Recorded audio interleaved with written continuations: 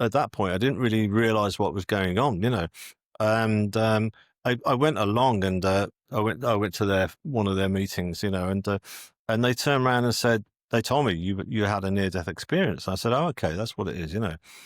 And so that's how And then there was some woman that you started seeing regularly there who was a healer or something. Was that before or yeah. after your NDE? No, that was after the NDE. Yeah, that was after my first visit to the church. We were sat having coffee afterwards, and we all sat around, and then the German lady came over to me called Maria, who's one of the spiritual healers at that church, and she said, "Oh, we don't normally invite people along. People come of their own accord, but you look." Pretty banged up. Yeah, I got all this stuff holding me together, And she said, "We do spiritual healing. Would you be interested?" I said, "Yeah, that sounds great." So I started going for spiritual healing, which was amazing, because it just kind of like that really that not only helped me physically but emotionally, a lot. Yeah. So that was great. So that's how that came about. So you're painting to this day and continue to paint. And then the music thing started. You started having themes of music in your head and had to figure out what to do with them. That's right. Yeah.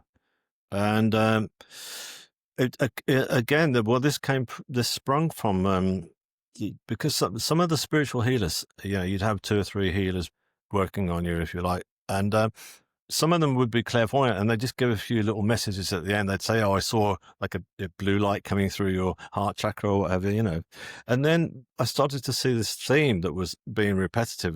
One of them would say, "Oh, the German lady said, yeah, why am I seeing Beethoven, Wagner, and and then another one said, I saw a violin laid across your chest." And then one of them turned around to me and said, "Oh, they're telling me," when they said they're telling me, either my guides or her guides are telling me that you're going to write a piece of music about your experience. I went, great. So I went home and I thought it was going to be a song. I just got this old synthesizer at the loft or whatever, and it was a beaten old thing. And then I borrowed a cassette recorder off my dad that he had in his garage, and so that's all I had.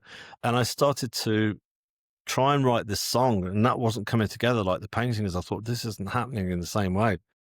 And then one afternoon I was just kind of like watching this old movie on the TV, and I was watching it and I was just kind of playing around. I got this keyboard out, and then suddenly this little chord progression happened, and I thought, oh, I like that. That sounds really good. So I recorded it on the cassette and I started to develop it. I thought, this is not meant to be a song. It's meant to be something played by an orchestra. Yeah.